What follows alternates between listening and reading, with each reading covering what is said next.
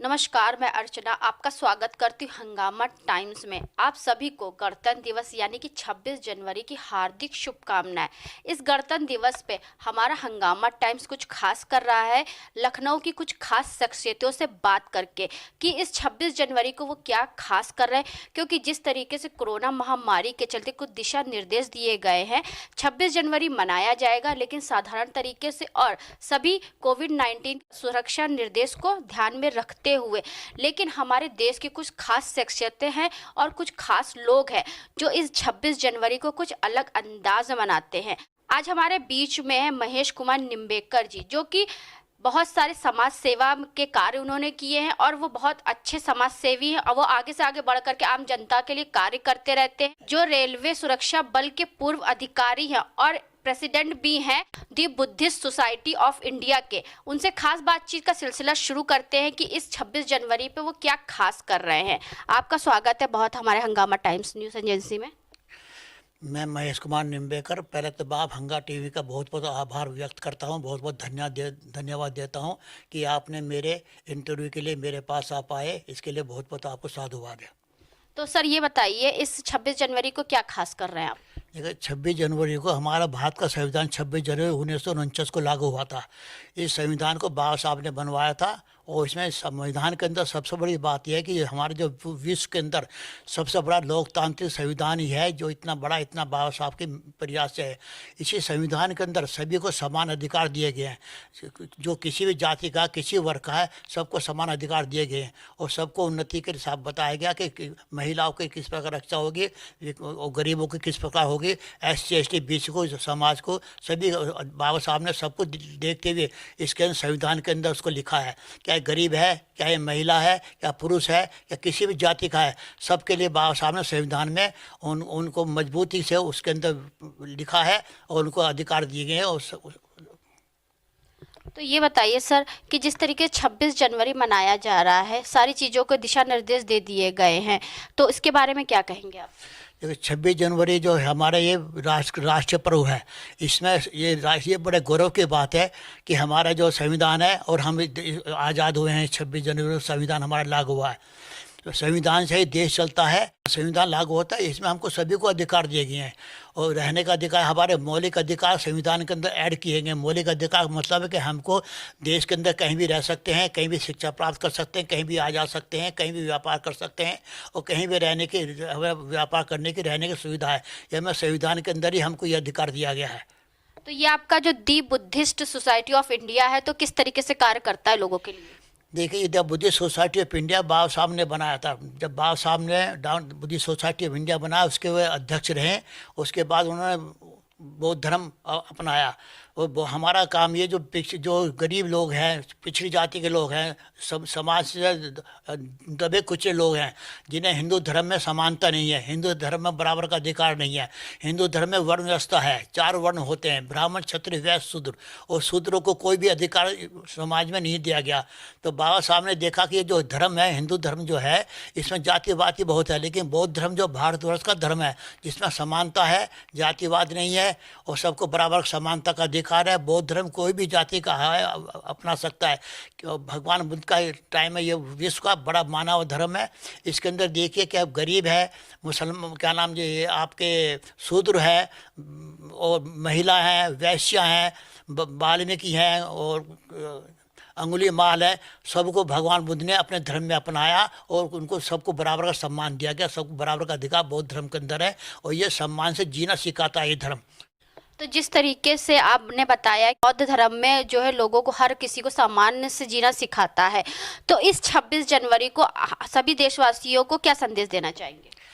हमारा देख बाबा साहब ने ये कहा है कि पहले हम जो हमारे लिए पहले देश है, पहले हमारा राष्ट्र है, हम देश है, देश के हित में काम करेंगे और धर्म जो है समाज बाद में आता है। तो सबसे बड़ी बात है हमें राष्ट्र के हित में, भारतवर्ष के राष्ट्र के हित में जो भी होगा, योगदान होगा, जो भी होगा, पहले हमारी प्रायोरिटी जो हमारा देश है, हमारा राज धर्म जो हमारा देश है, उसके बाद धर्म समाज आता है। तो और किन किन क्षेत्रों में बढ़ करके आगे से आगे कार्य कर रहे हैं अभी आप? मैंने 1954 में मैंने अपना नाम परिवर्तन किया, बौद्ध धर्म को अपनाया और बौद्ध धर्म को अपना इसलिए अपनाया कि इसके अंदर समानता है। और मैं जब से बाबा साहब के जो उद्देश्य हैं, उनके योगदान में जो कार्य कर सकता हूँ समाज के हित के लिए, मैं बराबर लगा हुआ हूँ, आज तक लगा हूँ।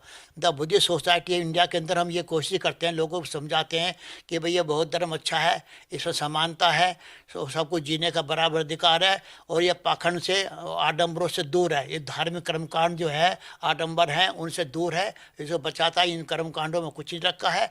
आप बौद्ध धर्म को अपनाइए, जहाँ आपको समानता है और इज्जत मिलेगी।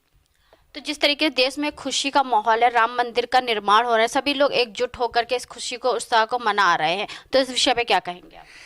देखिए, राम जन्मभूमि के जहाँ तक मामला है, ये तो अब न्यायालय से डिसाइड हो गया, इस पर वार्ता करने से कोई फ़ायदा नहीं है। लेकिन मेरा एक मानना है कि भारत जैसे, अब राम जन्मभूमि के लिए हिंदुओं ने सुप्रीम कोर्ट में गए, जबकि हमारे ये मानना था पहले बौद्ध मंदिर था, लेकिन न्यायालय के से आदेश हो गया, हम उसका स्वागत करते हैं न्यायालय के आदेश का। लेकिन जब हिंदू लोग वाराणसी के अंदर, मथुरा के अंदर जो मस्जिदें बनी हुई हैं और वहाँ पे हिंदू धर्म की मंदिरें भी बराबर बने हैं, उसके लिए कोर्ट न्यायालय में जा रहे हैं। उनका ये कहना है कि जितने भी हमारे मंदिर थे इनको मस्जिद तोड़ कर बना लिया गया, इनको वापस किया जाए। मेरा उन हिंदू भाइयों से ये कहना कि भारत उसके अंदर पहले बहुत बिहार थे, बहुत मंदिर थे जिन्होंने हिंदुओं ने कब्जा कर लिया। मेरे पास ये प्रमाण है, तिरुपति बालाजी है, केदारनाथ बद्रीनाथ है, रामेश्वरम है, पुरी का मंदिर है, और ये सब पहले हिंदू मंदिर, ये पहले बौद्ध मंदिर थे। लेकिन बौद्ध धर्म को जब यहाँ से नष्ट कर दिया गया तो हिंदुओं ने इन मंदिरों पर कब्जा कर लिया। आज भी वो हमारा ये कहना, जब आप अपने मंदिरों को वापस ले रहे हैं मस्जिदों से तोड़ करके, तो हमारे जितने बौद्ध मंदिर हैं, मेरे पास इस बात का प्रमाण है, हमारे सारे हिंदू जो मंदिरों ने कब्जा कर रखा बौद्ध मंदिरों को, हमें वापस दिलाया जा। मेरा अपने वर्गों से ये भी कहना है कि ये कमेटी बनाया जाए इसके बारे में, जिसके अंदर कमेटी के अंदर इतिहासकार हों, कानून जानने वाले हों, पुरातत्व विभाग के हों, बौद्ध संगठन के लोग हों, और इसके बारे में पूरे जितने मंदिर हैं और बौद्ध मंदिर, उसके बाद जांच करें, प्रमाण इकट्ठा करें कि ये पहले बौद्ध मंदिर थे, बाद में हिंदुओं ने कब्जा कर करके बौद्ध मंदिर बना दिया। इतना ही नहीं, अशोक के लाट को भी लोगों ने शिवलिंग कर करके पूजा कर रहे हैं, जबकि वो अशोक की लाट है, वो बौद्ध धर्म की है। मेरा सभी अपने समाज के लोगों से कहना कि ये कमेटी बनाई जाए पूरे भारतवर्ष के अंदर, और ये प्रमाण इकट्ठे किए जाए कि जितने भी बौद्ध मंदिर हैं और हिंदुओं ने कब्जा कर रखा है, उसके लिए कमेटी बना करके सुप्रीम कोर्ट में रेड दायर किया जाए कि हमारे भी जितने बौद्ध मंदिर है हिंदुओं ने कब्जा कर रखा है, हमारे बौद्ध मंदिर बौद्धों को वापस दिलाए जाए। तो चलते चलते हम आपसे एक सवाल और करना चाहेंगे। जिस 26 जनवरी है, हमारा पूरा देश एकजुट होकर के मनाता है, तो उस पर सभी देशवासियों को क्या संदेश देना चाहेंगे? मेरा ये कहना है देशवासियों 26 जनवरी के बारे में कि देखिए, जैसे हमारे राजनीतिक, हमें 26 जनवरी संविधान में अधिकार दिया गया है कि पॉलिटिकल आरक्षण दिया गया, 10 वर्ष के लिए दिया है, जिसमें एमएलए एमपी को 10 वर्ष का आरक्षण है, वो रिजर्व सीट से जीत के आते हैं। लेकिन मैंने ये देखा है जब से देश आज़ाद हुआ हमारा, कि जो एससी वर्ग के लोग आरक्षण सीट से जीत कर जाते हैं, वो समाज के लिए कोई भी काम नहीं करते, न समाज के लिए भलाई का काम करते हैं, बल्कि एक प्रकार से जिस वो पार्टी से जीत कर जाते हैं उसके बंधुआ मजदूर होते हैं, और उन्हीं पार्टी के हित में ही वो बोलते हैं, समाज के हित में बिल्कुल भी नहीं बोलते। बाबा साहब ने ये आरक्षण सिर्फ 10 वर्ष के लिए दिया था, लेकिन राजनीतिक पार्टी अपने को मजबूती के लिए, अपने स्वार्थ के लिए हर बार 10-10 वर्ष का आरक्षण बढ़ाया जा रहा, जबकि वो 10 वर्ष का आरक्षण जो मिला हुआ है वो समाप्त होना चाहिए, क्योंकि समाज के लिए बिल्कुल भी नहीं लड़ते हैं। हमारा मानना है अगर जो समाज का काम करेगा वो जीत कर आएगा, इसलिए इस प्रकार का आरक्षण 10 वर्ष का राजनीतिक आरक्षण है वो बंद किया जाए, जिससे कि बंधुआ मजदूर राजनीतिक पार्टियों ने पैदा कर रखे हैं। मेरा ये कहना हम भारतवर्ष के अंदर है, और इस वक्त शपथ लें 26 जनवरी को कि हम इस सांप्रदायिक और हिंदू मुस्लिम या दूसरी बातों से दूर हट करके देश के हित में काम करेंगे, और सभी लोगों का हमारा फर्ज है मिलजुल करके इस देश को उन्नति करें और देश को, अपने देश को आगे बढ़ाएं। मेरा एससी बीसी लोगों से प्रार्थना है कि जब भी कोई उनसे बारे में पूछता है, जाति के बारे में पूछता है, अगर ब्राह्मण से पूछेंगे आपकी जाति क्या, तो कहेगा मैं ब्राह्मण हूँ। और किसी क्षत्रिय से जाति पूछेंगे तो मैं राजपूत हूँ। किसी बनिए से जाति पूछेंगे कहेगा मैं वैश्य हूँ। लेकिन अगर आप किसी बैकवर्ड से जाति पूछेंगे आपकी जाति क्या, वो कहेगा मैं यादव हूँ, कुर्मी हूँ, लोधा हूँ, अपनी जाति ये बताएगा। इसी प्रकार किसी सलूकार से आप जाति पूछेंगे कहेगा चमार हूँ, पासी हूँ, खटीक हूँ, धोबी हूँ, अपनी वो जाति बताएगा। इसका कारण क्या है? इसका कारण ये कि मनुस्मृति में जाति प्रथा को बढ़ावा दिया गया, और इन 4 वर्णों को कई हजार जातियों उपजातियों में बांट दिया गया। ये इसलिए बांटा है हिंदुओं ने कि जिससे कि शूद्र लोग आपस में संगठित ना होने पाएँ, और संगठित हो जाएंगे तो उनका जो धंधा पानी बंद हो जाएगा, इसलिए उनको उपजाति में बांट दिया गया है। मेरा सभी लोगों से निवेदन है, जैसे कि राजपूत अपने राजपूत बताता है, जाति पूछने ब्राह्मण बताता, मेरा सभी से निवेदन है कि अगर आपको जाति पूछता है बैकवर्ड से, तो ये ना कहे मैं यादव हूँ क्या हूँ, वो कहे मैं बैकवर्ड का हूँ। ऐसे से कोई जाति पूछता तो ये कह के भाई मैं चमार धोबी खटी पासी नहीं हूँ, मैं तो सलकास्ट हूँ। क्योंकि कुछ लोगों ने क्या गुमराह किया, हिंदू लोगों ने बैकवर्ड को, उनके नाम क्या गए, लोधे राजपूत, कुर्बी राजपूत, नाई ठाकुर, नाई शर्मा, इस प्रकार का स्वर्ण में लगा दिएंगे। वो इसलिए लगा दिएंगे जिससे कि ये लोग इकट्ठे ना हो पाए, मिलकर के ना रहें।